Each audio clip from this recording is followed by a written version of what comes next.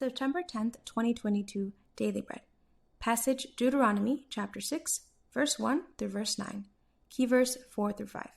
Title: Love the Lord your God.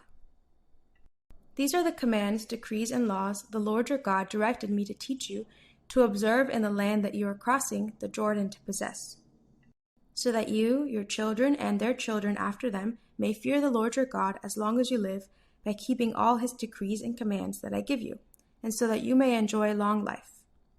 Hear, Israel, and be careful to obey, so that it may go well with you, and that you may increase greatly in a land flowing with milk and honey, just as the Lord, the God of your ancestors, promised you.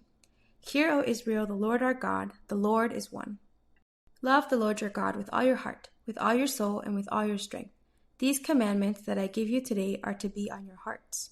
Impress them on your children. Talk about them when you sit at home and when you walk along the road, and when you lie down and when you get up. Tie them as symbols on your hands and bind them on your foreheads. Write them on the door frames of your houses and on your gates.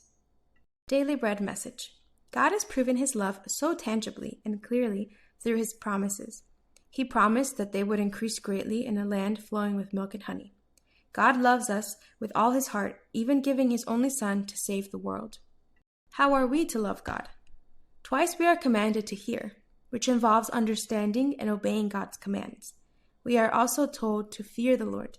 This fear is not terror, but flows from love. Those who love Jesus obey him. Perfect love drives out fear. The point of observing God's commands is to live in a love relationship with God.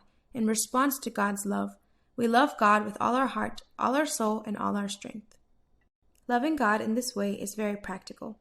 Abraham Kuyper wrote, "There is not a square inch in the whole dominion of our human existence over which Christ, who is sovereign over all, does not cry, 'Mine.'